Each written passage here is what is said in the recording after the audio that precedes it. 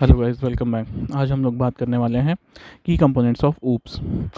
की components of oops के बारे में अगर बात करें तो सबसे पहला जो की कंपोनेंट है that is called the encapsulation. Encapsulation क्या कहता है कि आपने अपनी कुछ चीज़ों को एक कंटेनर के अंदर प्लेस कर दिया है। जैसे आप क्या करते हैं कि अपने जो वेरिएबल्स हैं और फंक्शंस है उसे क्लास के अंदर डाल देते हैं। तो क्लास यहाँ पे कैसे बिहेव करता है, एक कंटेनर की तरह, जो क्या करता है कि अगर आपके जो मेंबर वेरिएबल्स और फंक्शंस है उसे कोई और क्लास एक्सेस करना चाहे तो उसका क्या करता है, स्कोप डिफाइन कर देता है। कैसे? आप उसमें क्या लगा देते हैं, public, private and protected, either class में लगा देते हैं या फंक्शन में या अपने वेरिएबल्स में। तो ये क्या इंश्योर करता है कि आपको जिस क्लास को उसका पूरा एक्सेस देना हो पूरा एक्सेस दे दें, जिस क्लास को उसका पार्शियल एक्सेस देना हो पार्शियल एक्सेस दे दें, या किसी क्लास को आपको उसका एक्सेस देना ही नहीं है तो ना दें, by using this access modifiers public, private, protected, right. So this is the concept of encapsulation. अब अगर दूसरे कॉन्सेप्ट के बारे में बात करें, so that is called abstraction. Abstraction ये कहता है कि जो चीज़ें आपको और क्लासेस के साथ शेयर करनी है आप उन्हें शेयर कर दीजिए, जो आपको नहीं शेयर करनी है आप उन्हें हाइड रखिए।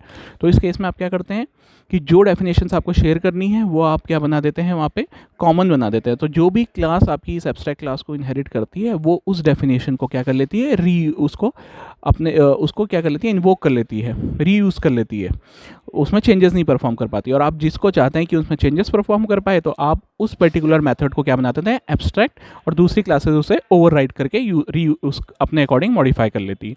तीसरा जो कॉन्सेप्ट है that is called the polymorphism. Polymorphism में क्या होता है कि आपका सेम ही फंक्शन है लेकिन वो डिफरेंटली बिहेव कर रहा है अलग अलग क्लासेस के लिए। जैसे कि इसमें दो टाइप के पॉलीमॉर्फिज्म आते हैं, एक कंपाइल टाइम पॉलीमॉर्फिज्म और एक run time polymorphism. Compile time में आपका क्या आता है, दैट इज कॉल्ड ओवरलोडिंग। यानी कि अगर मैं आपसे कहूँ कि आपको क्या करना है, किसी चीज़ का एरिया निकालना है, तो अगर मैं कहूँ आपको स्क्वायर का एरिया निकालना है, तो स्क्वायर के केस में आपके पैरामीटर्स कितने हो जाएंगे, 4।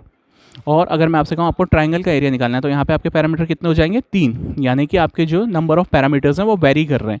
सो that is the concept of compile time polymorphism और ओवरलोडिंग।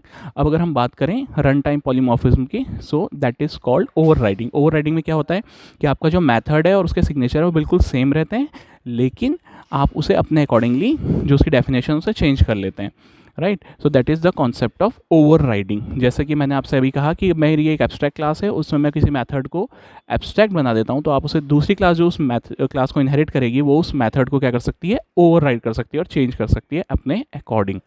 अब लास्ट कॉन्सेप्ट की बात करें तो that is called inheritance. Inheritance क्या होता है, that is the reusability of a particular thing. यानी कि अगर आपने अपनी क्लास के अंदर कुछ भी बनाया हुआ है तो दूसरी क्लास उसे इनहेरिट करके वापस रीयूज